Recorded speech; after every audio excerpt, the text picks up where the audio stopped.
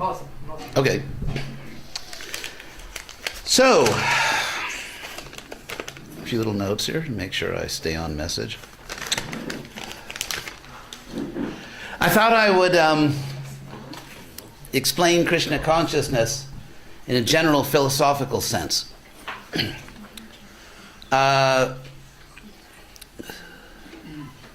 First of all, the origin of philosophy. You could say that the origin of philosophy is the simple fact that when we look around the world,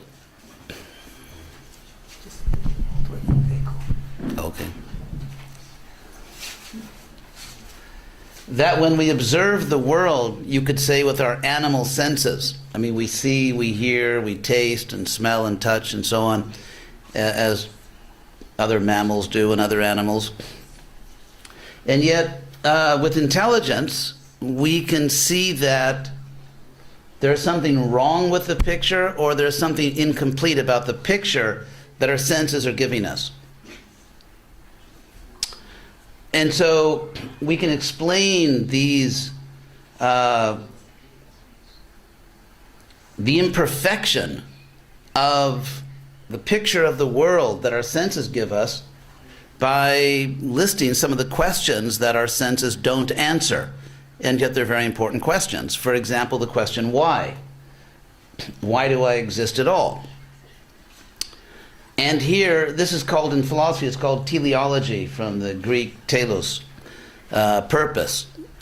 Now, we can create purposes for ourselves. For example, you can decide that today I'm going to eat chocolate ice cream, which is sort of a positive idea. So, but if you give yourself that purpose, it's not a purpose that exists outside your own mind. You can decide that today you want to eat chocolate ice cream, or you want to go to the university, or you want to change your job, or you want a different kind of relationship, or you're going to move to a different place. We can give ourselves many trivial and even more important purposes in life. But these purposes don't necessarily exist outside of ourselves. We can change our purpose. So the idea of teleology is, are there purposes in our life which are objective, not subjective? In other words, even if you don't recognize that purpose, it still is a purpose because it exists objectively outside your own mind. For example, we could say that there are social purposes that exist beyond us. For example, one social purpose would be that we should follow the law. We shouldn't harm innocent people, or we should respect private property. You can't go into someone else's house and just, you can't just come, drive a truck up in front of someone else's house in Caesarea and just start taking all this stuff without their permission and start taking everything out. So, respecting the rights of others, justice, and so on. Even if someone, it is the principle of civilized societies that even if an individual does not recognize that duty or that purpose, because the purpose in a sense is something that you should do, it's a duty. And so even if the individual doesn't recognize it, the state, the government, will claim that it is still an objective duty, and if you cannot voluntarily follow it, you will be forced to obey the laws of society because you'll go to jail. So in that sense, there are certain social purposes or certain social duties which we believe exist outside the individual. But then, of course, the obvious question is, are social purposes objective, or is it just, you could say, a sophisticated form of the law of the jungle, which means that might makes right, that if you have the power, if you have enough power, then you're right. And if you don't have enough power, then you may not be right, you may be wrong. And so apart from the fact that obviously society is more powerful than an individual, is it still an objective purpose? Is society just imposing its own value on us? And so this gets into the tension between individual rights and social rights. Society has a right to guarantee the security of everyone or to fulfill certain social purposes like justice or prosperity requires certain cooperation, security, that a certain level of cooperation is required in society to guarantee the security of everyone. And yet at what point do social rights interfere with individual rights and so on? I mean, this is a very old story. And to what extent are social purposes or social duties or laws objective? So this gets into a philosophical question that are there objective purposes in life that exist beyond individual opinion and even beyond the opinions of certain communities and societies? So I won't go into that too much more, but what I want to show you here is that if you just observe the world with your animal senses, so to speak, it's not going to give you a complete picture because it won't answer these questions. Like, what is my purpose? What is my duty? What is society's purpose? What is society's duty? And so on. These questions cannot be answered simply by sort of in an animal way, walking around looking for food and sex and shelter and so on. So another you could say question that mere sense perception doesn't answer is how do things work? And I don't want to go into all that, but suffice it to say human beings are always distinguished in textbooks that talk about these things by the fact that human beings can figure out, usually more than animals, how the world actually works, the mechanics of the world, and that's, we can develop technologies and so on and so forth. Although, I take the book of Job in the Old Testament. Although we can figure out to some extent the mechanics of the world, how the world works, and we can use this to our advantage, there's another point, which is the mechanics of the moral mechanics of the universe. In other words, on an individual level, if you really feel deeply in your heart you did the wrong thing. Like, let's say, to give an example, any of you know that novel by Victor Hugo, Les Miserables? Yeah. Huh? Yeah. So anyway, there's one key moment. It's basically a story of how someone reaches the lowest point of humanity, where he becomes what's called in English a misanthrope, someone who just hates, despises people, hates the world, and how he eventually becomes a saint. So he has this one epiphany where he steals something from some innocent young boy. And because he stole from that boy would be punished, perhaps punished terribly by his master because he stole money that belonged to the master. And then he realizes what he's done. So, but what I want to say is, on an individual psychological level, someone who is not simply you could say a sociopath, someone who's not a sociopath, we feel good when we do the right thing, and when we don't do the right thing, we feel bad. And so the question is there a universal law? In general, apart from our own psychology, our own feelings, are good and evil deeds rewarded and punished by some higher powers? And if that's true, there's of course the problem of evil, this perennial philosophical question which is called theodicy, from the Greek theos, God, and dike, which means justice. If there's a God, is God fair? That's Job's thing. Like, what are you doing, God? And so, or if we see what appears to be injustice in the world, that the bad guys win and the good guys lose, does that mean there could not be a God? Or at least there cannot be a God who is morally respectable? So all these questions arise. And that's why people take up philosophy, because they can think. And people who have the luxury of not thinking, of course, don't have to worry about this. But those who are able to think are concerned about these issues, and therefore we enter into a realm called philosophy. And in trying to philosophize about the world, it's important to understand that most people, even if they claim to be atheists, atheism Agnosticism, I think, is more philosophically respectable. Gnosis, the Greek word gnosis, knowledge, is just Sanskrit jnana, by the way. So agnostic is agyani, someone who doesn't know. Atheism, philosophically, I think, is really problematic because if there's no God, then no one knows everything. And if no one knows everything, no one knows if God exists or not. So therefore I say atheism, I think philosophically it's not a really intelligent position to take. Agnosticism, you could say, is more intellectually respectable.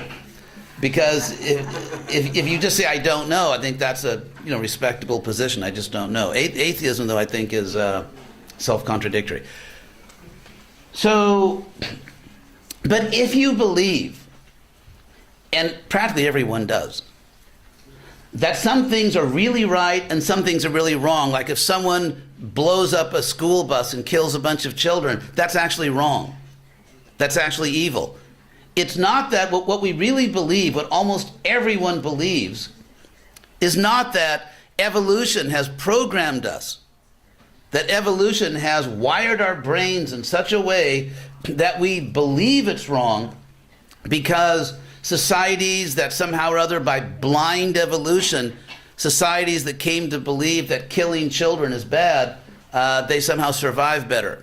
Although that's not even clear, because you could say that from a strictly environmental point of view, if you had no other moral concerns, if you had absolutely no other moral concern but ecology, you could justify certain types of genocide. Because it would be the Earth would be a lot better off with maybe 3 billion less people. So obviously we do have other moral concerns. And therefore, but my point is that if you believe, as practically everyone does, some things are really wrong, because if you take materialism all the way, it actually leads to very evil consequences. For example, one of the big fans of Darwin, one of Darwin's biggest fans, of course, was Hitler. And Hitler believed he was actually carrying out a Darwinian project, namely social Darwinism. So materialism has a very ugly side to it. Because as soon as you talk about a value like justice, compassion, those are values. Those are not empirical objects. You can't go to a store and say, give me 3 justices, 1 blue and 2 yellow. Justice is not a physical object. It is a metaphysical object. The word meta in Greek means beyond or after. Aristotle introduced this terminology. So if you believe in justice, and you don't, because if it's a fact that evolution, blind evolution, just makes us believe this fantasy, there really is no objective thing called justice. Compassion has no objective status. We just believe this illusion because evolution makes us believe it. That means if you go and commit the most evil act, technically, according to the evolutionary worldview, you didn't do anything wrong. It's just that, unfortunately, you live in a society where people have been programmed to believe falsely that it's wrong. Because right and wrong are metaphysical entities, they're not physical. And therefore, if you reject this monstrous, evil worldview, and you understand that some things really are right and some things really are wrong, that means you live in a multi-dimensional universe. You live in a universe in which some objective real things are physical, but other objective real things are metaphysical. And therefore, a priori, by definition, material science cannot explain everything. In fact, material science cannot explain the most important things. In fact, every evil tyrant in history had his scientists.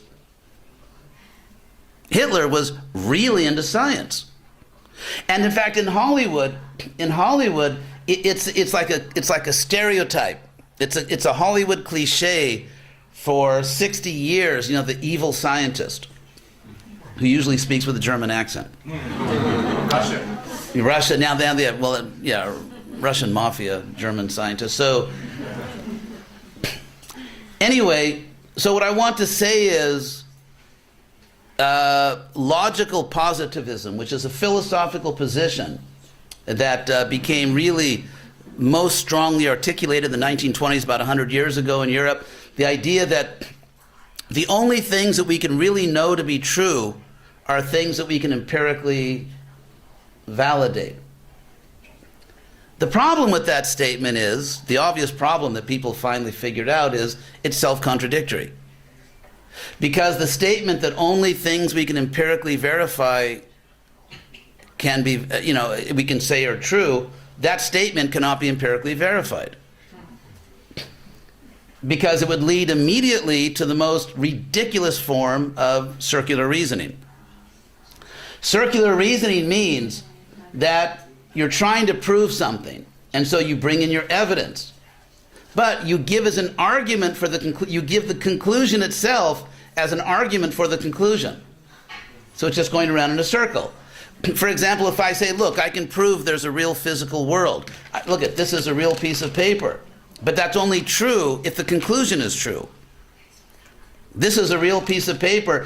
For all you know, you could just be a brain in the laboratory of some evil genius, to use Descartes' example, and you're just being programmed to think that you're listening to a lecture and someone's talking about a piece of paper. So this is really a piece of paper only if there actually is a real physical world. By the way, philosophically or epistemologically, this is called foundationalism, which I'll explain. Hope it's all right to do all this philosophy. I hope you'll still feed me after this, even though I'm doing all this philosophy. So, if at a certain point I'm endangering my dinner, just let me know and I'll stop. So, the idea is, and this is a point that actually Lord Chaitanya talks about also, by the way, that any system of thought, any system of belief must rest upon a foundation. It's like you're building a house or any building, you have to have a foundation. So,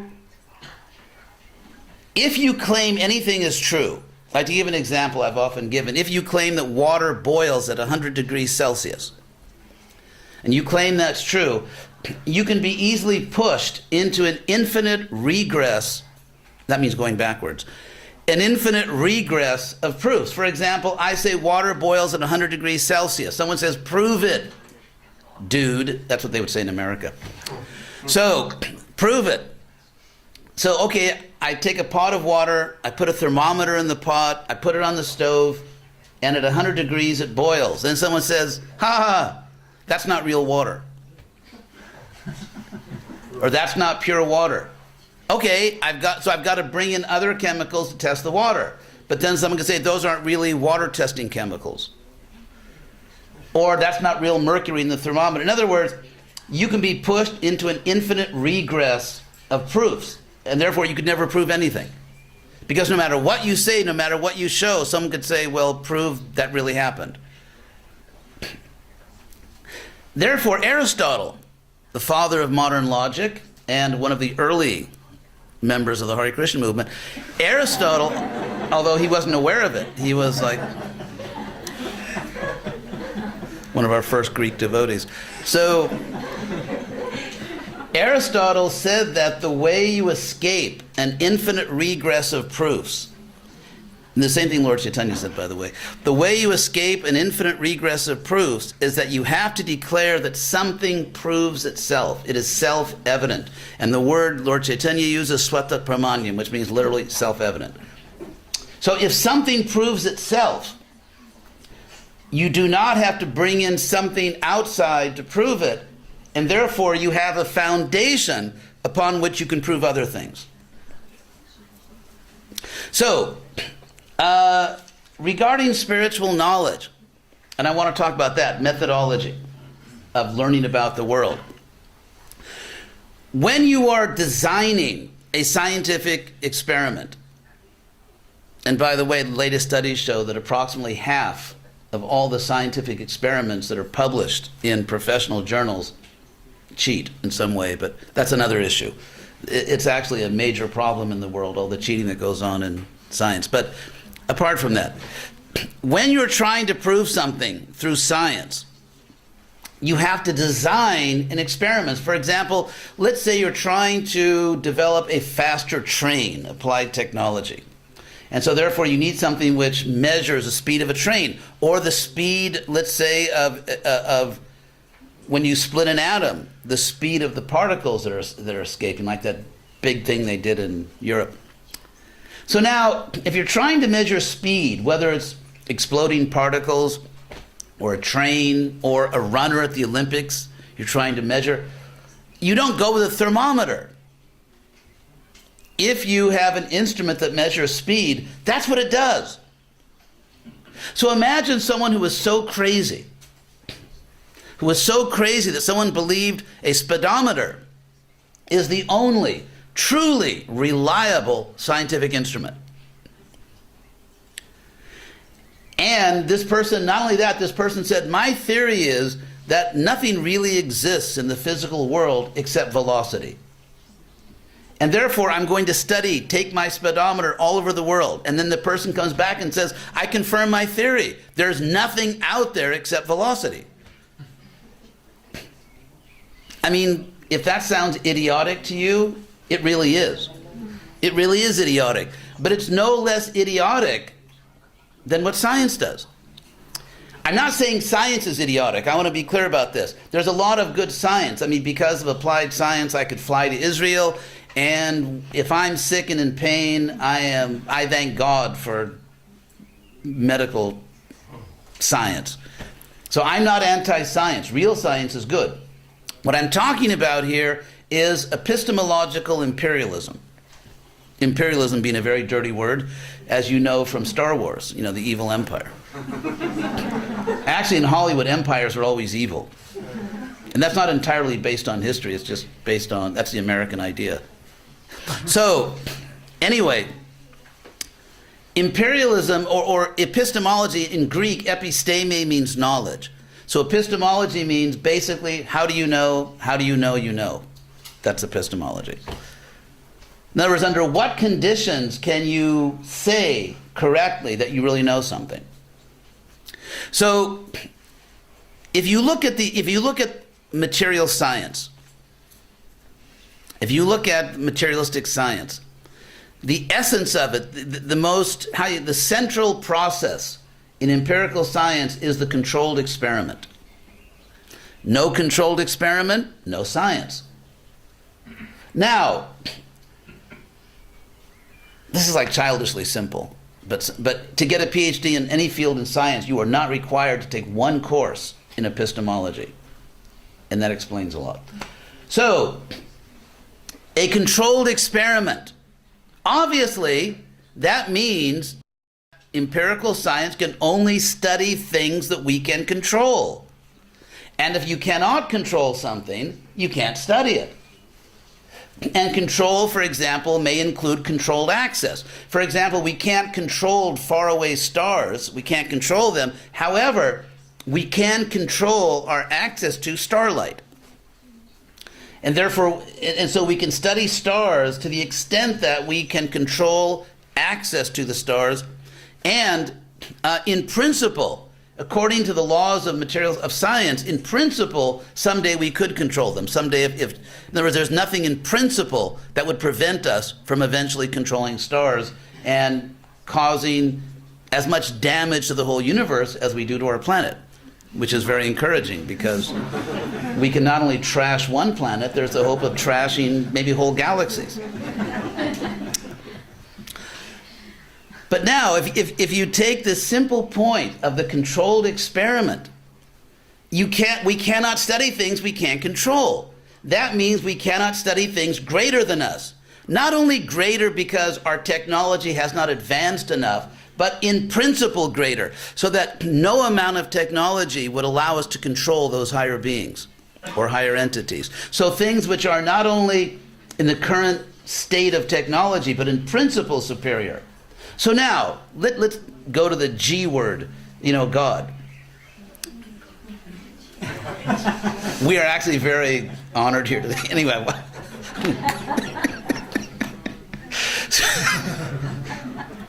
As an American, it's impossible not to make jokes about that word, that name, God. It's just...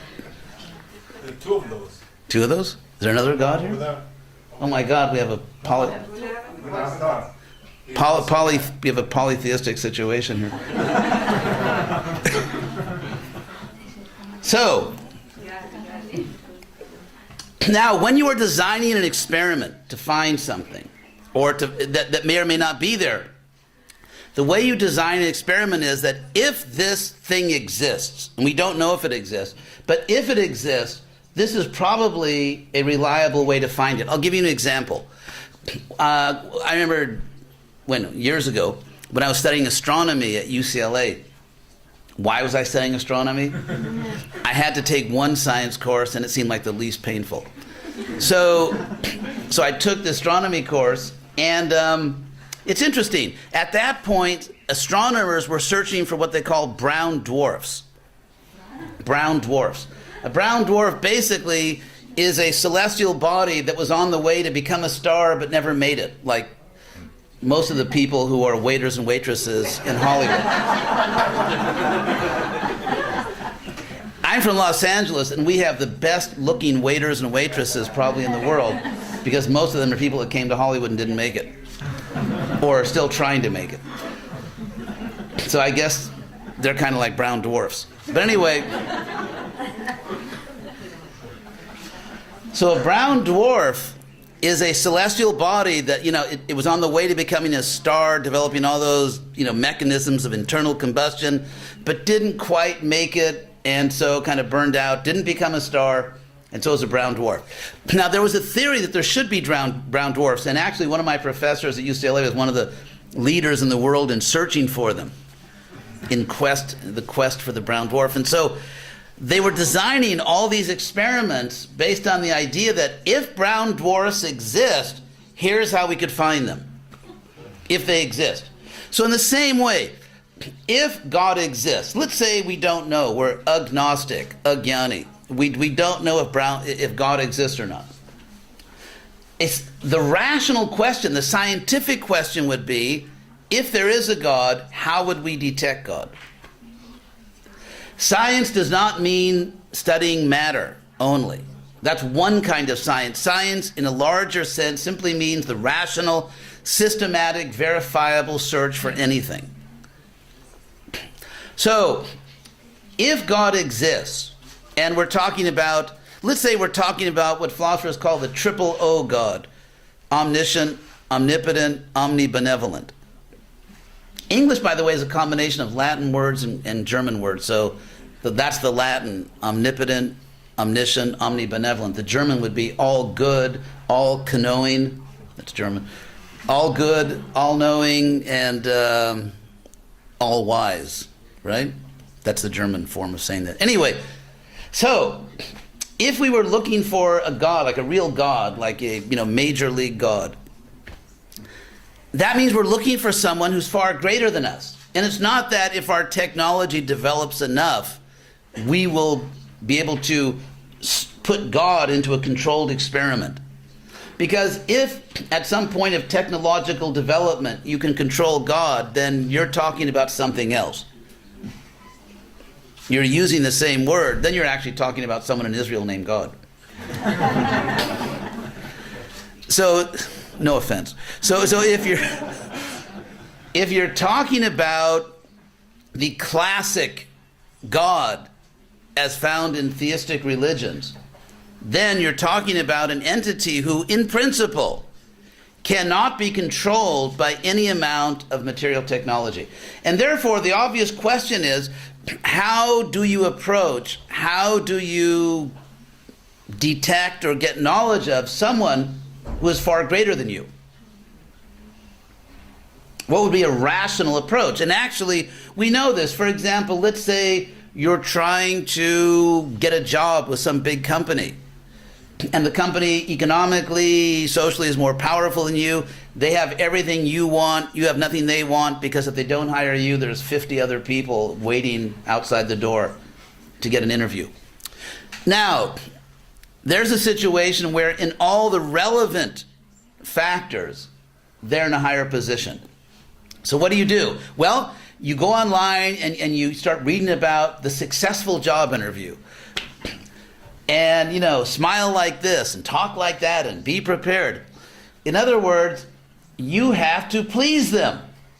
You have to satisfy them because they're in a superior position. Or let's say, God forbid, someone is a prisoner of war. So, in other words, when you are trying to get the favor of someone in a higher position, let's say you're a journalist, you're trying to get an interview with some very important person. That person doesn't need you. There's 1,000 journalists trying to get the interview. You have nothing that person wants. That person has everything you want. How do you get the interview? You have to please the person. In other words, the way we learn about superior things, we have to please them. We have to please them. We have to somehow get their favor. So therefore, it is rational, it is scientific, that if you are trying to find God, even if you don't know if God exists, they didn't know if brown dwarfs really exist. Still, they designed an experiment. If it exists, this is probably the best way to find it. So if you're simply trying to rationally, scientifically find out if God exists or not, you would have to please God, and the process of pleasing God is called bhakti yoga. We win. So, game over. Well, not quite yet. So, how do you prove it? Okay, we'll get to that.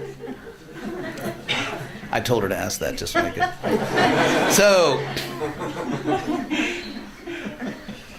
So then, consider, for example, let's go to the world of mundane science. Take, for example, the discoveries of that real mathematical mensch, Einstein. Einstein discovered some very impressive things about the material world. And actually, when he discovered some aspect of his theory of relativity, the New York Times was interviewing the head of the Royal Academy of Astronomy in England, or whatever they call it. Everything's royal there, the Air Force, the Astronomy Society. So, in other words, like the leading astronomer or in England, in the UK, was being interviewed by the New York Times, and the reporter was saying, could you please explain this in a way so ordinary readers can understand it? Ordinary readers can understand it. And this astronomer said, can't do it. There are some things, for example, if you're in advanced physics and when Newton published his work on physics, it's not that they went to people like, the people that were selling beer in the street and said, hey, do you accept this? No? Okay, well, you haven't proved it yet because the guy who sells beer in the street doesn't accept it yet.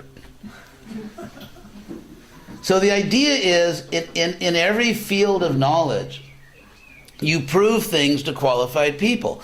When you talk about proof, since we're speaking English, the concept of proof entails, that means logically requires, 3 elements or 3 components. There must be the prover, the person who's proving. There's the proof itself, and there's I don't know what you call it, the provee. The person to whom you're trying to prove something. So, in general, you prove things to those who are qualified to evaluate your proof. So, if God exists, of course, first of all, you have to prove it to yourself. You have to prove it to yourself. It's interesting, just like nowadays, everyone just kind of believes what scientists say. Like if they say, okay, we've now found out this about the Big Bang or blah, blah, blah. Okay, the scientist said it. How many people, first of all, how many people believe there was a Big Bang? And secondly, how many people actually understand Big Bang theory? So the number of, because educated people, they feel that unless they believe all these scientific theories, they're embarrassing themselves. And so it's actually more sociological than it is scientific that most people accept it. Because the number of people who accept all these scientific theories, who actually understand them, is very tiny. And similarly, there are times in history where everyone believes in God because they're told to believe in God. So, sociologically speaking, at many times in history, many people believe something not because they personally understand it, but because they're told to believe it. So therefore, if we talk more in an existential sense, like your own life and what you believe or don't believe, what you really understand, obviously you would not believe in God unless you, assuming you're a rational human being, which I do, you would not believe in God unless you had experiences which can be most reasonably explained as there's a God. And that for you to interpret that experience in another way would be artificial and irrational based on what you experienced. For example, almost everybody believes there really is a physical world outside of our minds. There's a philosophical which, if you believe it, will probably qualify you to get government money for the insane. But there is a philosophical position called solipsism. Solipsism is the belief that we actually only know about the content of our own mind. All we really know about is what's inside our own head.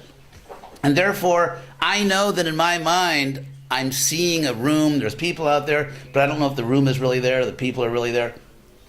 That's called solipsism. And don't think about it too much or you may need psychotropic drugs. But anyway, the idea is that if you're an empirical scientist, you assume there's a real physical world, because why would you study a world that doesn't really exist? So if you're an empirical scientist, you assume there's really a world out there. You can't prove it. You can't prove it empirically, because that would be circular reasoning, which is a logical fallacy. So what will scientists usually say? Well, I just know it's out there. I mean, what's everyone really going to say? Because most of us don't stay up at night, we can't sleep, wondering if there's really a world out there. Most of us don't lose sleep over that. So if you say, how do we know there's really a world out there? Because the world presents itself to us in such a way that the only reasonable explanation is it really exists. And so that's called actually tacit knowledge. There's even a philosophical term, it's also in the philosophy of science. There's something called tacit knowledge, which is not just I know 2 and 2 is 4 because I took 2 oranges and 2 other oranges and I had 4 oranges. So if you know what the English words 2 and 4 mean, you know 2 and 2 is 4. Or if you say circles are round, that's something which is like deductively true. If you know what the English word circle means, and if you know what the English word round means, you know circles are round, just by the definitions of words. So, but the fact that the world really exists, it's not about there's a real world, not because of the definitions of words, not because of some mathematical equation. There's some algebra, good old Arab word, algebra. Anyway, but there's not just because of algebra or because of anything. You just know it. And that's actually. Every system of knowledge ultimately rests upon a foundation which is something you just know. It's axiomatic because you just know it. That's what makes it. And you see, it's just like geometry. Remember your geometry? No axiom, no geometry. If you say, for example, here's a geometry problem. Given, nothing. Now, explain a figure about which I will tell you nothing. Something has to be given, otherwise you can't reason. In geometry and science and everything. So just as we just know there's a real world, or you just know you love someone, or you just know something's beautiful, or you just know that it's wrong to kill innocent people, you just know that's wrong. So in the same way, one can know that there's a God. One can experience that, because if God exists, let's put it hypothetically, if God exists, and if God is not a sociopath, which is the impression you would get if you talk to certain religious people, so assuming, and I don't just mean in one religion or the other, I mean there's a lot of extreme religious people who, if they're right, I mean you'd never really want to hang out with God. because God needs like a long list of 12-step programs. Anger management, jealousy, and sociopathy. I mean, just serial torture and so on. So, but assuming that God exists, and the way I put it is that God is not a religious fanatic. And so therefore, in my mind, religious fanatics don't represent God. So, but if God exists, and God is actually good and not a sociopath, then let's say God wants to communicate with us. So if you have three things, you have a God, God exists, God wants to communicate, and we exist in such a way that we are able to communicate with God. If all those three things are there, then we can know God. Actually, if you look at classical philosophy, Greco-Roman philosophy, there was a group called Stoics. There was a very popular idea back in the ancient world. Many Jewish intellectuals also were involved with this. There was a very popular idea based on the logos. It's from the this Greek word logos. We have like all the ologies: physiology, geology, thisology. That's all the logos. And so the logos meant the rational explanation of something. So the idea was that there's a God who's actually rational. That there's a divine logos. There's a divine logos which is in the mind of God. Divine reason. And therefore when God creates the world, he creates the world rationally. And therefore that logos, that same logic, is present throughout the universe. And that's why you can have science. That's why you can have physiology, cosmology, geology, because all these different branches of science are simply trying to find the logos of different aspects of the real world. And so therefore that logos, there were some bright people actually back then. So therefore this logos exists in the mind of God. God invests that logos in his creation. And because the logos and also is in us, we can discover God by discovering the logos of the creation, which actually leads us to the logos in the mind of God. It's interesting because the last book of the New Testament to be written, which was written several generations after Jesus, and the author was trying to appeal to classical intellectuals, and therefore he started his book by saying, in the beginning was the logos, which is translated, in the beginning was the word, and so on. That's a whole other story, why these books are written. But so the point is that if that is true, because, I mean, let's say you have a child. If you have a child, imagine a parent who is so perverse and so just crazy that a man or woman, somehow begets a child and then hides from their child. You can never see me. You can never know me. I mean, we're dealing with major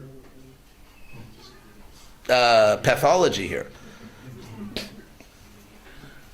In fact, so just finish this point though. In fact, a loving parent wants nothing more than for the child to reciprocate all the love the parent's giving. Nothing makes the parents happier than the child growing to the point where the child really understands the parents. There can be a real loving relationship.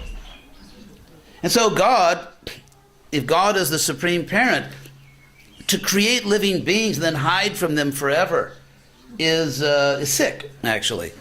And I think, and so to think that way, it's just not what John Stuart Mill, the English philosopher, said. How can I believe in a God who is morally inferior to human beings? Yes, you want to? Yeah, what you were saying before is that you know what beauty is, right? Right. But beauty is everything that we know is what we were taught. Beauty is different for different cultures. Oh my God! Yeah, you just try telling your kid who to marry, who's beautiful. But you're talking about the Western world. But if we go somewhere, oh my God, beauty is something different. No, a big hole in the ear is for some places beautiful. However, okay, good point. Basically, what you're talking about is we're a good team. So what you're talking about here is subjectivity versus objectivity. And what we find is that these values, like what is justice, what is beauty, it's really a balance between subjectivity and objectivity. Beta, by the way, for those who know that. So that, yes, some people may think that, let's say, to have a saucer in your lower lip is beautiful. However, However, what we find is that almost everybody in the world finds that really weird. And so, for example, yes, there are, but in other words, the fact that people disagree to some extent is not an argument for absolute subjectivity.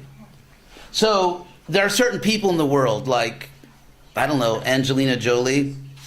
Actually, I didn't like her on Facebook, but I mean, I think she's nice. She's a nice person, but I mean, the overwhelming majority of people in the world think she's good looking, or there's some guys. And so there is very widespread agreement. For example, if you look at a lady that becomes Miss Japan, and the Japanese are very, you know, they're not like Europeans. In fact, the first European sailors that arrived in Japan, I think they were Dutch or Portuguese, and they were like, you know, these white guys. And the Japanese thought they were hideous, like, oh my God, these people are freaky. Because, but what we find is that in the modern world, now that people are coming out of this, sort of these dark ages of separation, so a girl who is Miss Japan or Miss Samoa or whatever, most people in the world are going to find her attractive. I mean, there is a state of consciousness where you're very tribal and all you know is your own thing and you're shocked by seeing other things. But once people achieve a certain level of cosmopolitaneity, see that? I made a noun out of it, out of the adjective. Sometimes you got to think fast to make nouns out of adjectives. So once people reach a certain level of being cosmopolitan, and they're not just like, I've never seen that before, that's freaky, then what we find is there is almost universal agreement on many things. Take, for example, moral issues. If you look at concepts of justice, although there are different legal systems around the world, concepts of justice tend to be the same. Justice, although people may have different assumptions, they bring different assumptions. For example, let's say you're doing algebra where x equals y. Someone thinks x is 5 and y, or some people, therefore y is 5, or x equals 2y. You can put different values in there, but the structure, the logical structure is the same. And so in the same way, for example, here's an example from medieval Europe. And even, unfortunately, Europe, let's say like 400 years ago or 500 years ago, when they had these terrible wars between Catholics and Protestants. And we could talk about Sunni Shiite. So the Middle Ages is kind of, if you missed the Middle Ages in Europe, you can still watch it today in certain parts of the world, for those of you who missed it. So, but let's talk about the European version of this. Let's talk about the European version of this. If you believe that God is basically this all-powerful psychopath, and that God, if you belong to the wrong church, I mean, you may even believe in God, let's say you're Christian, you actually even believe in Jesus, but you belong to the wrong Jesus church. Therefore, you make certain somewhat theological mistakes, which are actually mental crimes, because whether you were a Catholic or a Protestant, you could still be a good person. You could help old ladies across the street, you could give in charity, you could, be nice to children, you could be a good person. But if for certain mental crimes, don't forget, these are not moral crimes. This is not like harming innocent people or failing to do good. These are mental crimes, just wrong theologies. And therefore, for these mental crimes, God is going to torture you forever. God is going to torture you. This is psychopathic, because if you think about it, what greater evil could there be in the world than a parent that tortures their own child and forever? I mean, you hear your child screaming, crying out for mercy, and you can hear those cries of your own child for trillions of years, and nope, trillions of years ago, you made a somewhat subtle theological mistake. This conception is not only wrong, it's actually evil. It's evil because it claims that God is evil. Because anyone that does that, God or human or whatever, it's evil. But let's say, for example, that because of very unusual circumstances, Europe was trapped in this Monty Python movie. So let's say people actually believe that.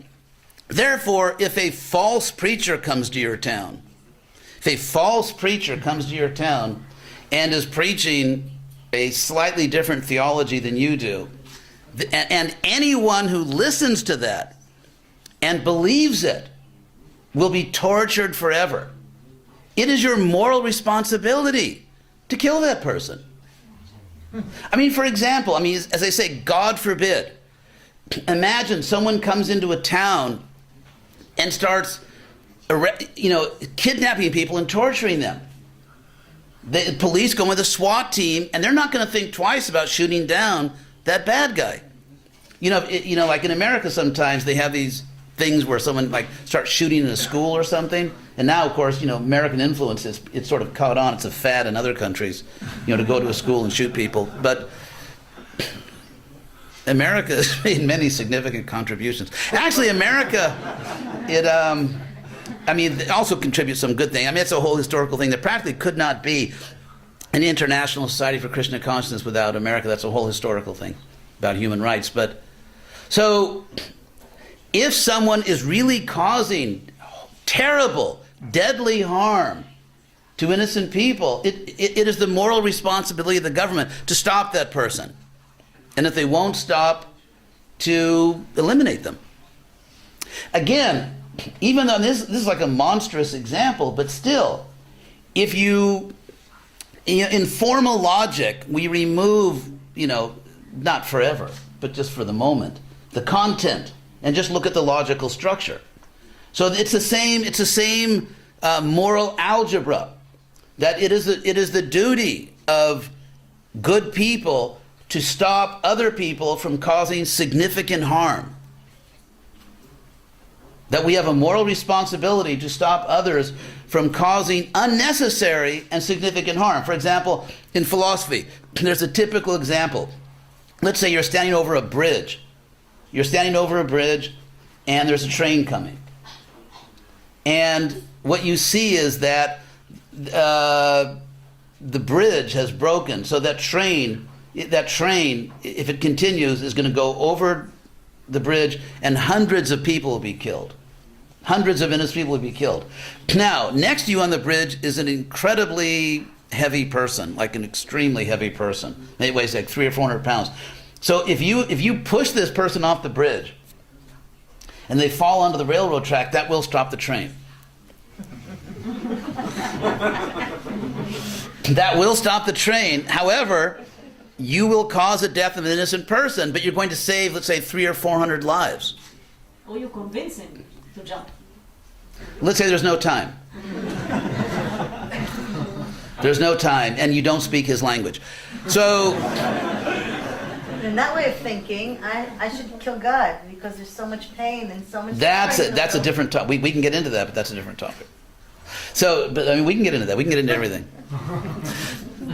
So, answers are us like that. So, but my point is that let's say an example where there is no extenuating circumstance. There's no special circumstance. Someone kills innocent people for no good reason. Then it's your duty, or cripples people or tortures them. It's your duty to do everything in your power to stop that person. What if they're doing it to your own children? And so therefore, if you believe that God is a psychopath, as large numbers of people did and still do in some places, then, you see, but again, the justice, so in terms of subjectivity and objectivity, people have a very similar concept of justice all around the world. They may have different assumptions about what is morally good and bad, but the basic principle of justice is the same. So therefore, it's a balance, or subjectivity and object. As far as beauty, again, if you look at the Miss World pageant, I personally don't look at it because it's, first of all, because I'm a sannyasi, and second of all, because I have even other objections on humanistic, grounds, that this parade of bodies. So But still, if you look at it, most people in the world would find almost all the contestants to be attractive. Some more than others, but all of them. No one's going to think, oh my God, like, Miss whatever is really ugly. I mean, that's probably not going to happen. And actually what we find is that now, because of modern technology, that there's more and more a global village in the world. I mean, it's growing. And by the way, for people who are concerned about the shrinking of privacy in favor of security, welcome to village life. People, it's a big controversy, especially, in Europe, everywhere, like security, like security versus privacy. But guess what? There's no privacy in villages. I'm not saying that we shouldn't care about our privacy. I'm just saying that no one stopped to think what villages are like. It's just, the global village. People don't have secrets in villages. So, but the point here, as the world is sort of, getting together, and there really is something like a global community. For example, I saw in the news they had this presidential election in Mongolia,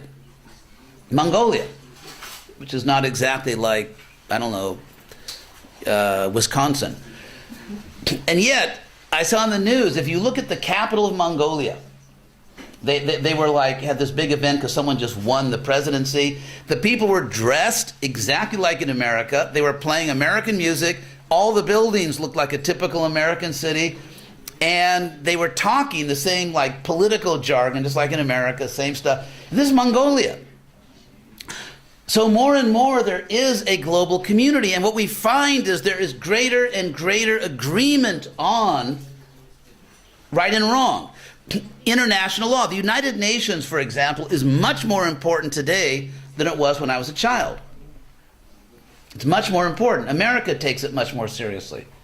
Before, Americans thought, who needs the United Nations? We'll just do what we want. Now they actually take it seriously. So what I'm saying is, if you look at people's different conceptions of beauty, different conceptions of justice, one could make a historical argument that much of this was based on the fact that people were separated from each other and ignorant of each other. And now that people are coming together, there is emerging in the world a wider and wider consensus about right and wrong, about beauty, about many things, about human rights. And there are bad guys in the world who, are against that, but still, more and more people agree. Even if in countries that may not have human rights, they want human rights. So, therefore, radical subjectivism, like everything is just subjective, is really a non-starter, because the first thing is, like atheism, it's self-contradictory. Because if we have nothing but opinions, then that's also just an opinion, that there's nothing but opinions. If no one knows anything objectively, then no one knows that no one knows anything objectively. It's like never say never. Negative absolutes are a philosophical mess. Yes? You said before that we know that the world is out there because we know it.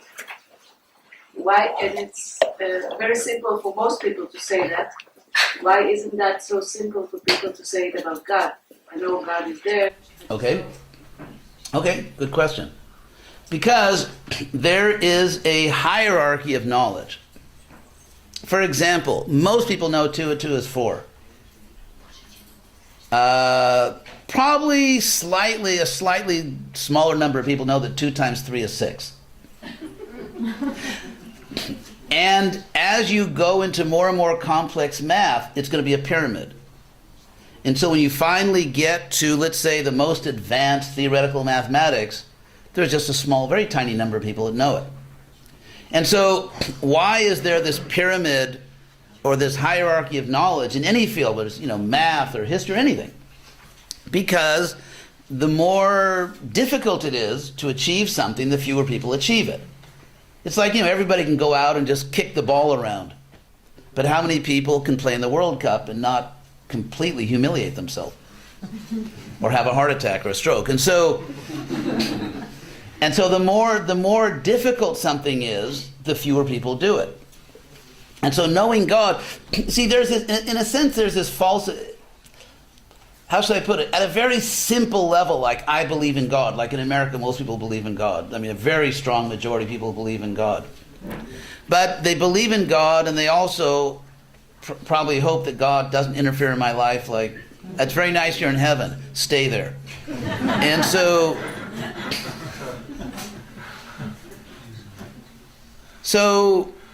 as far as really developing an advanced relationship with God, it requires a lifetime of devotion. For example, if you look at Judaism or any religion, you'll find that there were some people who achieved a really advanced state of love of God. The type of, David, despite, his sort of moral hiccup there with Bathsheba, but if you read the Psalms, it's very impressive. It's some of the most, I think, impressive just poetry in general, and especially devotional poetry. It's very, very, it's obviously great.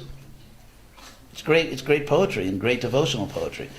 And so to achieve a state of love, even in a relationship, for God's sake, just an ordinary human relationship. They say don't feed the humans.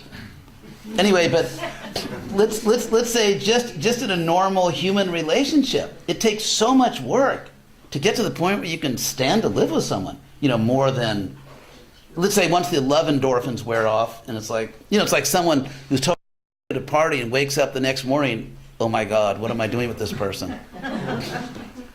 So once the love endorphins wear off, think, oh my God, what am I doing here? So to stay in a relationship, to really love a person, not just to, oh, you're really cute. I think you're really cute. Okay, that's probably good enough. But to really have a relationship, it takes so much work. It takes so much dedication and devotion to make a relationship work, assuming it's appropriate. Some people, it's a bad investment. But so to love God, to reach that point of purity, to really, that's another point I wanted to make. I'll just sneak this in here. Sorry, on your time. But it's obvious. It's obvious and self-evident that we are not material beings. You can do this simple little thought experiment. Krishna gives this example in the Gita. Dehi nosmin jatha dehi, and so on. That every one of us can remember that, we were little kids, childhood, adolescence, extended adolescence, still adolescent. I'm just kidding. So, everyone has this experience of being a child, being adolescent, being an adult. So the body's changing. They say like every 7 years. Your skin, it takes 2 weeks. So when you do the mirror, mirror on the wall thing, who's the fairest of them all? When you look in the mirror, you're literally not seeing the same face you saw 2 weeks ago. It's actually a different face. Or let's say someone is like, touches the beloved. You're touching a different beloved, this week than you did last week. You're literally not touching the same skin. And so the body's always changing, and yet we're the same person. If you're reasonably sane, then you know that I was a child, I was an adolescent, I'm coming out of my extended adolescence, and so we know that we're actually the same person. So if A is changing and B is not changing, A does not equal B. Because for things to equal each other, they have to have all the same properties. Otherwise, how could they be identical? So, we change our body, we change our mind. So the simple question, who am I? Who is the person who is witnessing the body, who is observing the body, who is doing business as the body? Who is that person? So then, remind me, you said, just remind me what, because I got into that thing you were saying. Knowing that God is there. Yeah. Like knowing the universe is there. Yeah. So, if you know that much, that you're somehow some type of being who is not identical with the body's like a covering of the soul, you have to have the courage, and you have to have the intelligence, because some people, what they call in America, like, Joe Six-Pack, just like, the beer heads of the world, just come home, crack open the beer and scratch your belly and watch the game. So some people don't want to think. Some people find thinking painful and unnatural. So if you, first of all, you have to want to know it. It's like, for example, there's a field called geology, but you're not going to understand geology if you have no interest in it, if you don't get a book on geology. And so you have to want to know something. So people who really want to know God, and if you think about it, even, for example, they have something called GUTS, G-U-T-S, the Grand Unified Theories, where in physics, for example, there's so many equations, but is there a one equation that explains all other equations? So if you are not looking for God, here's my claim, I'll say something shocking, but if someone is not looking for God, and I don't mean you have to be looking for the God of Abraham, Isaac, and Jacob, or even looking for Christians, just looking for God. If someone is not looking for God, they have abandoned philosophy. They have abandoned human reason. It's just like, because if you don't know where everything comes from, and you don't want to know, if you don't want to know, then you're not serious about a rational human life. It's like some people eat junk food. You know, some people go to the store and they just buy the trashiest food they can find and then, poison themselves. And if you try to tell them that actually this food is not good for you, it's not healthy, or about the evils of, red meat or whatever, they don't want to know about it. It's like in Spanish, if someone says I'm not interested, they say, ni quiero saber. I don't even want to know about it. So the first question is, do you want to know? And if you don't want to know, if there is one entity which explains all other entities, you're simply not serious about human life. You're not serious about being a rational human being. You're not serious about knowledge. Now, we know for a fact that no empirical science can give us that entity. Because even if you find the supreme equation in physics or whatever, how does that explain justice? Any English sentence that contains the word should or must is a metaphysical sentence. If you say you should brush your teeth after every meal, that's assuming you have certain values, like you want to keep your teeth, or you want to look nice, or what if you're suicidal, or what if so the point is, a physical science cannot explain the metaphysical. And therefore, by definition, however, the metaphysical may explain the physical. So that it's not illogical, it's not even implausible that there could be some great entity, whatever it is, that creates a world. Because if you look at the world, I was just walking today and looking at different trees, and I was sober. I was just looking at the trees, and if you think about the human body, it's obvious that to think that this all came about by chance is madness. I mean, it's really just almost like clinical madness. And so, where does it come from? There's intelligence invested in it. What is that intelligence? Where is that intelligence? What is the nature of the intelligence that accounts for everything in the world? If someone is not even interested in that, it just means they're not serious about knowledge. And if you are interested, and you try to understand, and you're sincere, and you are not predisposed, prejudiced against finding something which is greater than you. Because some people want to explore the universe, but one of the rules is, I don't want to discover anything greater than me, or anything that has the power to govern me. And so they are predisposed against a superior being. Therefore, they don't find God, not because there's no God, but because they are not qualified. They're not serious researchers. They're too prejudiced. They have too many prejudices. They're bigoted against God. And that bigotry is not rational. It's not scientific. It's emotional. It's envy. It's jealousy. So if you are fair-minded and just look around you and see how for example, you live in a universe of art. I mean, did you ever Google, actually I shouldn't say it, did you ever Bing or Google or I don't want to endorse any company, but did you ever look up on your computer grains of sand? You know, the number of grains of sand is almost, you know, it's just a ridiculously big number. And yet, every grain of sand is a work of art. This surprised me.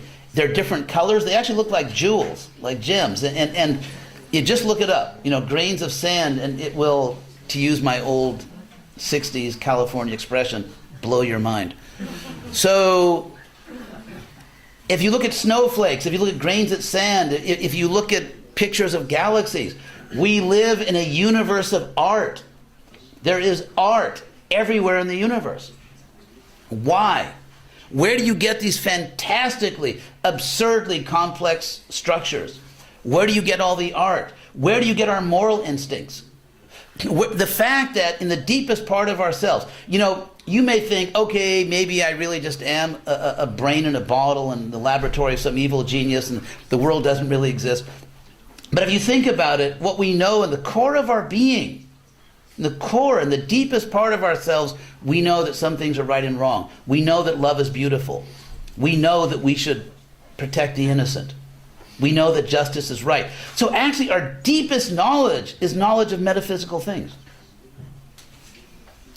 And so if your deepest knowledge is of metaphysical, how can the universe, how could any universe, how could a universe exist in such a way that the deepest, most powerful truths are metaphysical?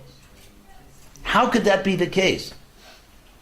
So if someone just thinks and opens their mind and is not just trying to be respectable among intellectual people by saying they don't believe in God, you know, just for their own intellectual vanity.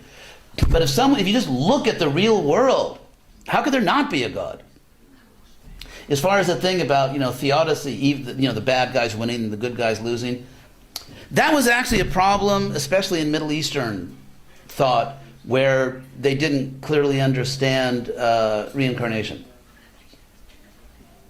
So if you look at the bigger picture, over a much bigger time span, it works out. But that's, of course, another topic. So this bhakti yoga, I mean, it's so easy. Probably what you say, you know, you sing, you dance, you overeat. Anyway, isn't that what we do? At least on these festive occasions. So by these simple processes, we can expand our consciousness. For example, if you... Simple process? Yes. I mean, everything, it's just my own nature. I was always disposed this way. Anything which is complicated is just a premature state of conceptualization. Or it's in other words, when you really understand everything, I believe it's simple. Even if, let's say you're like some advanced physicist, ultimately you get to this point where it's all very simple to you. It's really just some things go this way and some things go that way.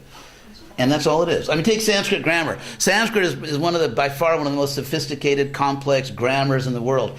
When I was at Harvard, one of my professors came from Stanford, and he began in Greek and Latin, and he switched from Greek and Latin to Sanskrit, and he said it was like Sanskrit was on a different level, like in terms of complexity, for various reasons. But when you really understand Sanskrit, you're fluent in Sanskrit, it's just real simple. It's like, you know, Shalom Aleichem. It's just some simple thing that everybody understands. And things are like that. So here's an example. Here's an example actually given by a professor at the University of Chicago. He was Jewish, actually. I think his name, what is it, Morris Adler? He was a famous philosophy professor at the University of Chicago. Jewish scholar. And for example, what does it mean on earth to say that you're going north or south? That statement, if you say, for example, Haifa is north of Tel Aviv, that statement is intelligible or true only if there is a North Pole.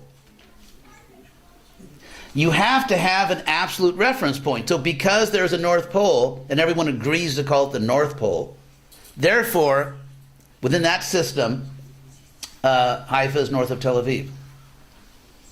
Similarly, there is wide agreement on the hierarchy of values. I mean, beauty.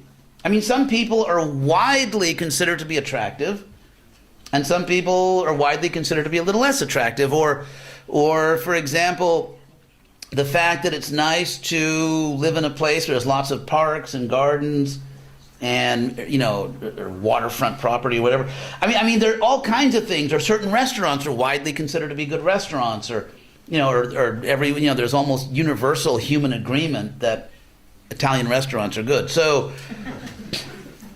the point is that if you think about it like this is more beautiful than that, this is more virtuous.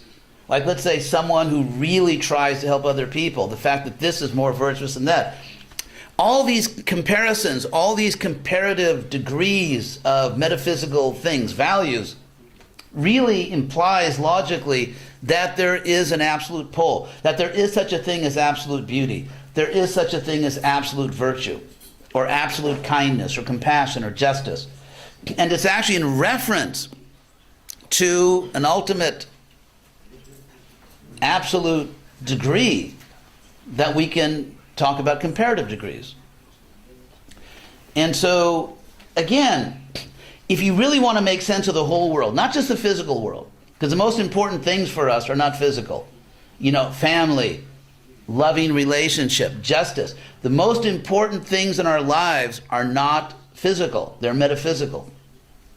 And so if you want to explain the whole universe, and not just a small part of it, the physical part, you need to talk about some entity, some fact, some reality, which logically explains everything.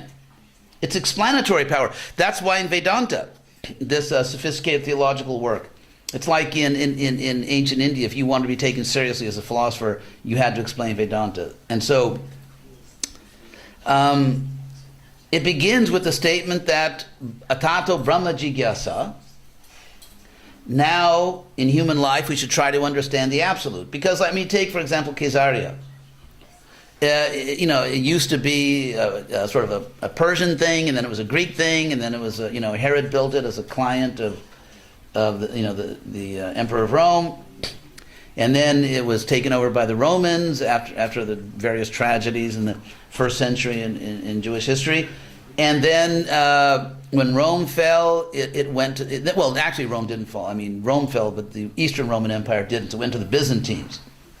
You know, little round of applause for the Byzantines. Anyway, so it went to the Byzantines, and then it went to the Muslims, and then it went to the Crusaders, and then back to the Muslims, and then back to, and, you know, it ended up with the Ottomans, and now it's Israel.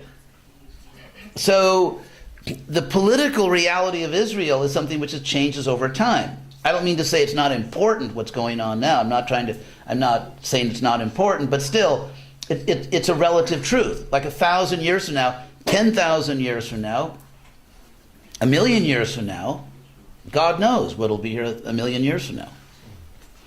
And so it's natural that we want to find something which is always true. Something which is always true. And so that's the search for the absolute truth. What is always true? And because I'm obviously not the physical body, I'm something beyond that, something greater than that, because the body's changing and I'm a constant. Therefore, to understand myself, where do I come from? And therefore that's the next statement, Janmad yasya jataha.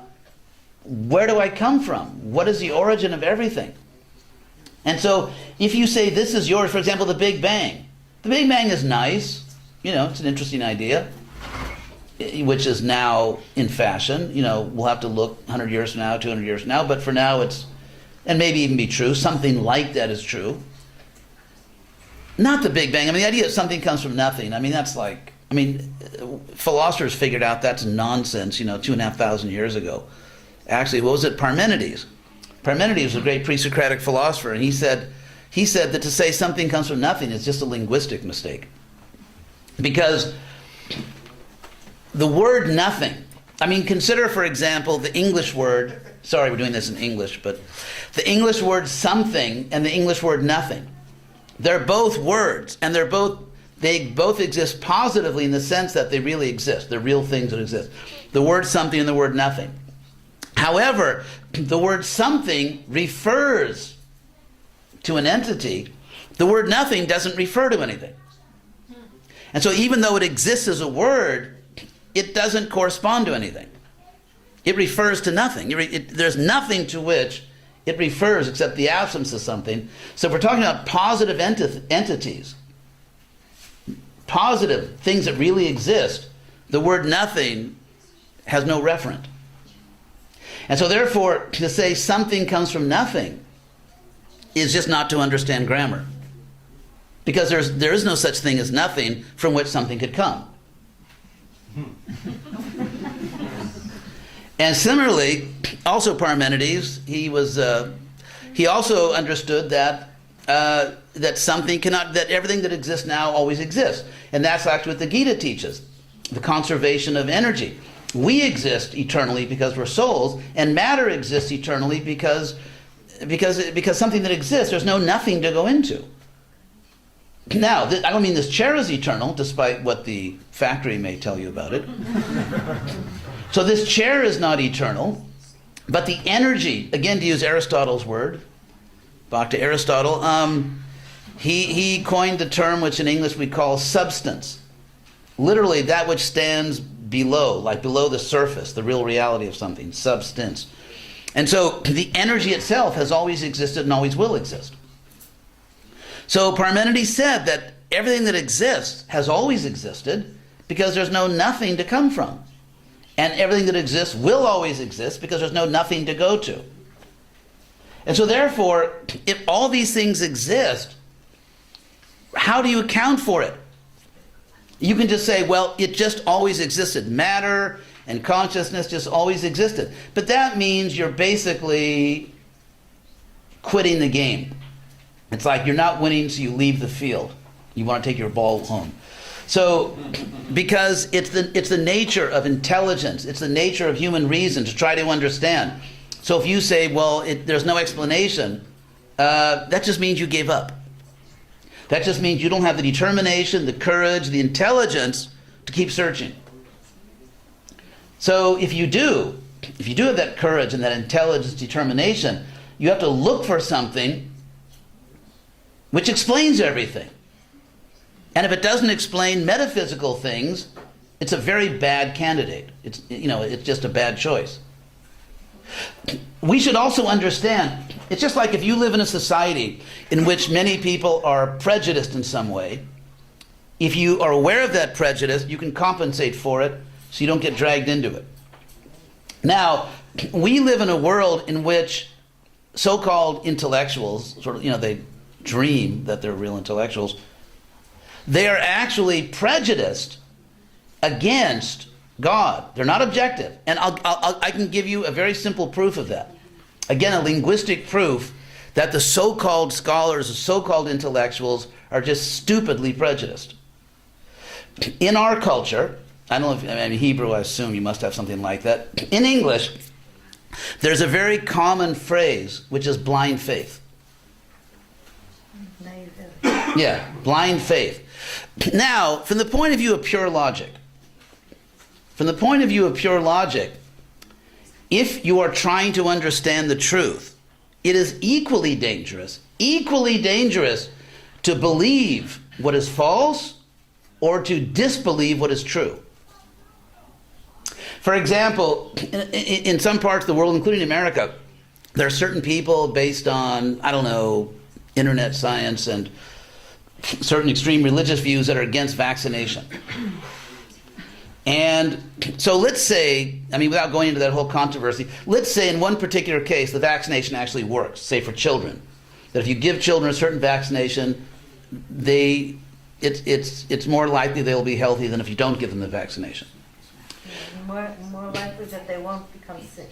Yeah. The same thing. Well, if I can not be sick, I'll take it. Believe me, I'll take it.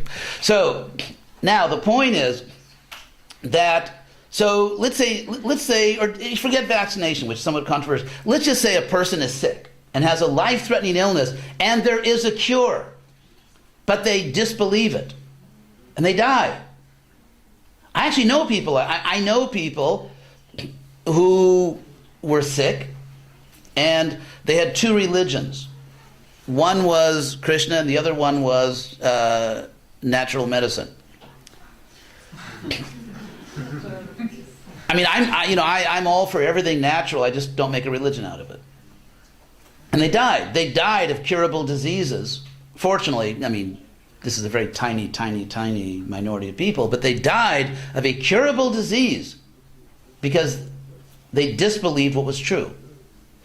Or let's say, for example, someone comes and tells you, hey, we just found out the earth is round. Don't believe it. In other words, disbelieving what is true is just as dangerous as believing what is not true. Therefore, in our culture, we should have two equal and balanced sayings or terms. Blind faith, blind doubt. Now, ask yourself this simple question. Is there a very common expression in our culture, blind doubt? Nope. So, this shows you things are tilted.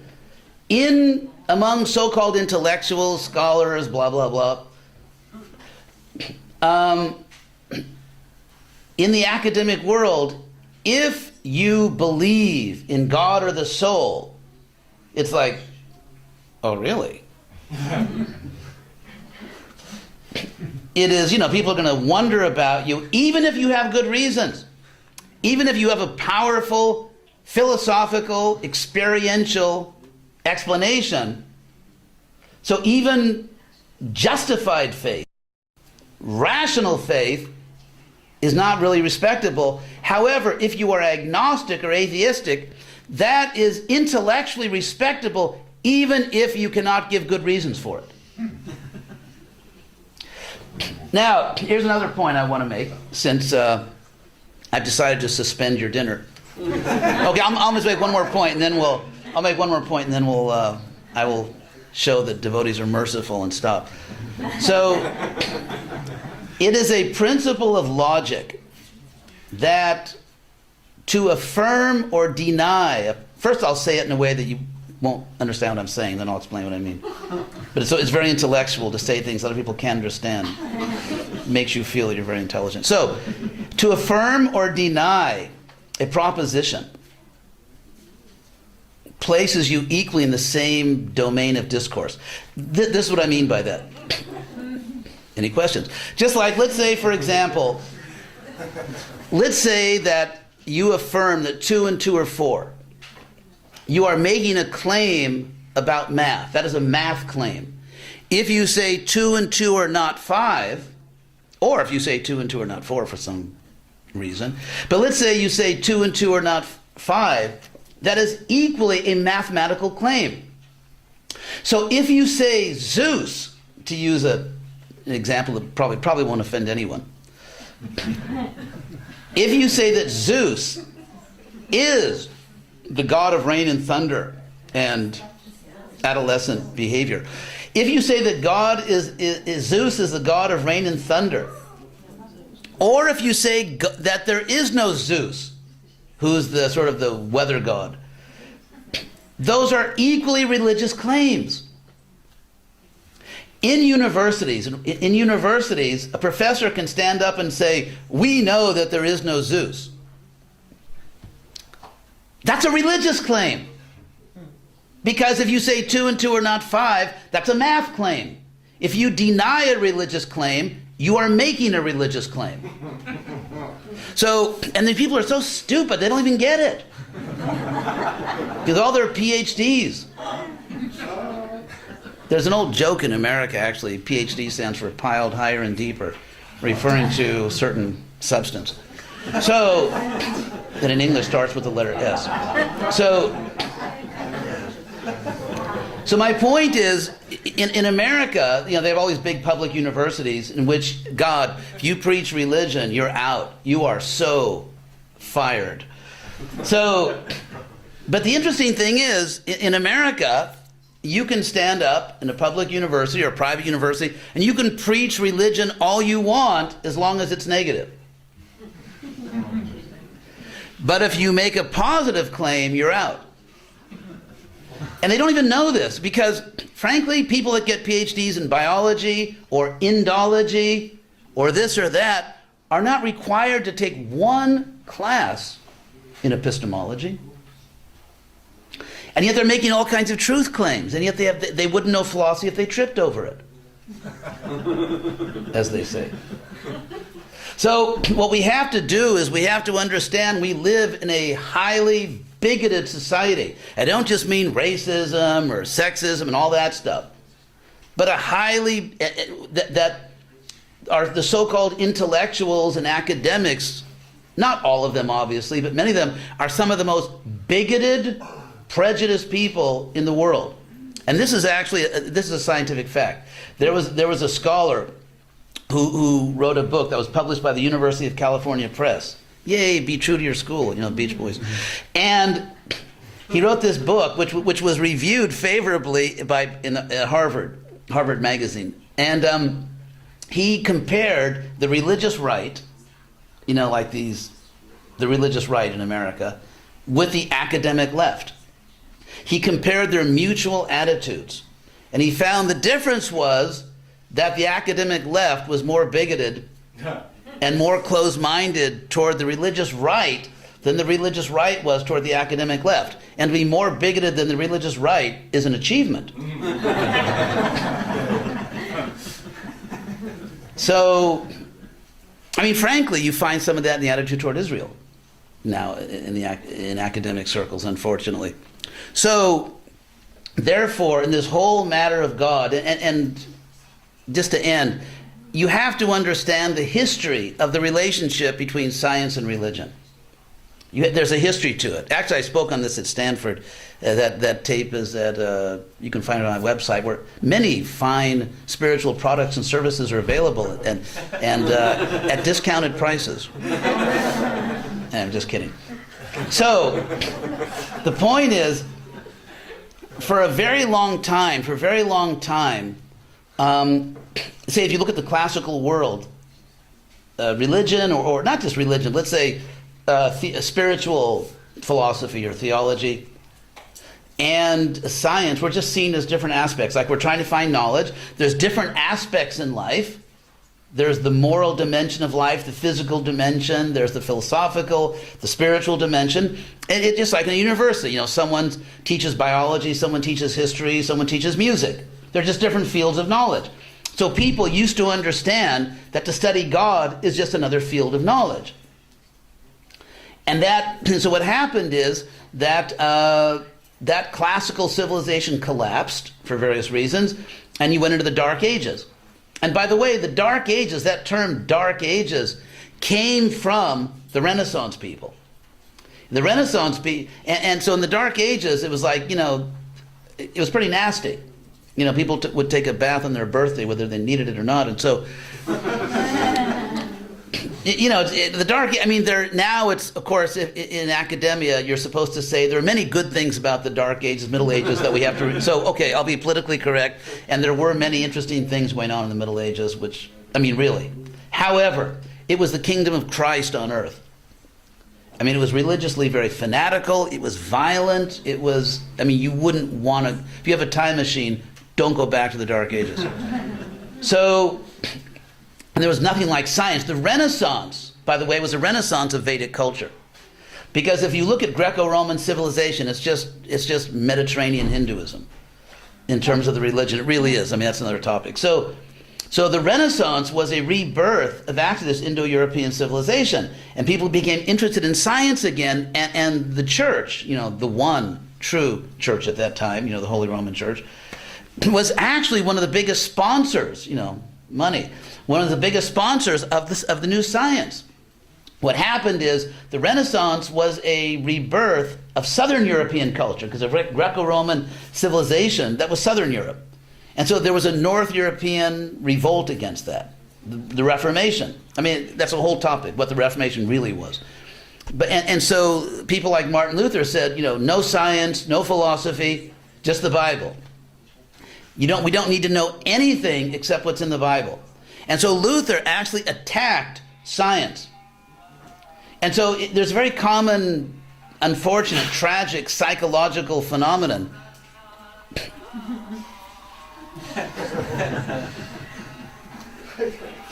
That may be the cue, Mark. Yes, I'll just finish this one point.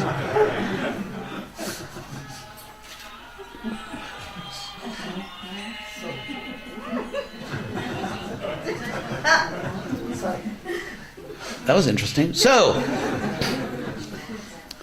my point is that the divorce between religion and science, the divorce papers were filed by the church, not by science. And there's this unfortunate tragic psychological fact that the abused person often becomes an abuser. And so what happened is science, which was abused by religion, so that decades after Newton, decades later, and not to speak of Copernicus and all that, the best universities in Europe were still teaching Ptolemy, this ancient astronomy, which has been totally disproved. Some of the professors at some of the best universities in Europe were actually writing papers, learned papers, on how to recognize the true witch, so you don't drown the wrong person. And so that's why in the 18th century you had all these intellectual salons in Paris and London, because the greatest minds in Europe could not get jobs in the universities. And interestingly, the abused have become the abusers, because power corrupts. And so now we have this situation where you have this medieval attitude on the part of scholars. This bigoted, ignorant, medieval attitude towards spirituality. And so the real point is not just to be intellectually respectable by saying you're agnostic. The real point is that the historical dialectic has to move forward. Thesis, antithesis, synthesis. The synthesis is to restore the unity of knowledge. Even academically, like at Harvard, they sent me this magazine. That's the trend even in general academia, to reunite the different fields of knowledge which became so separated. So restoring the unity of all knowledge means that historically we're progressing. So thinking that an intellectual, a scientist, is not supposed to, dabble in things like God is just basically, it's just this stupidity.